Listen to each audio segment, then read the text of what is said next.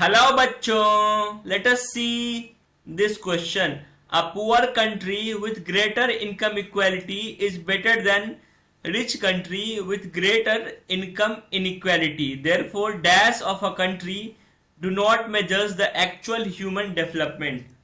हमारा क्वेश्चन है कि एक पुअर कंट्री जिसमें कि इनकम इक्वालिटी ज्यादा है। इनकम इक्वालिटी का मतलब है सभी लोगों की इनकम जो है इस प्रोपोर्शन में है कि उनको बेसिक नीड्स की जरूरत आराम से फुलफिल हो जा रही है।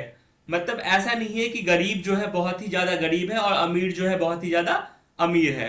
तो पुअर कंट्री में ऐसा है, जबकि दूसरी तरफ एक रिच कंट्री है जिसमें कि बहुत सारी इनकम इनइक्वालिटीज है। मतलब जो रिच है उनके पास बहुत सारे रिसोर्सेस हैं, लेकिन जो पुअर है उनके पास कोई रिसोर्स नहीं है।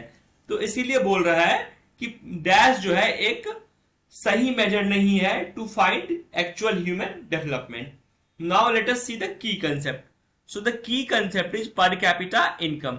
What is per capita income?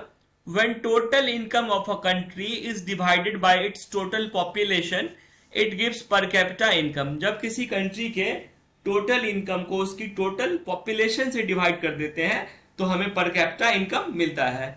सो इस ब्लैंक में क्या आ जाएगा? Per capita income. So the final answer is per capita income. A poor country with greater income equality is better than a rich country with greater income inequality. Therefore, per capita income of a country do not measure the actual human development. I hope you understood it well. Thank you. All the best.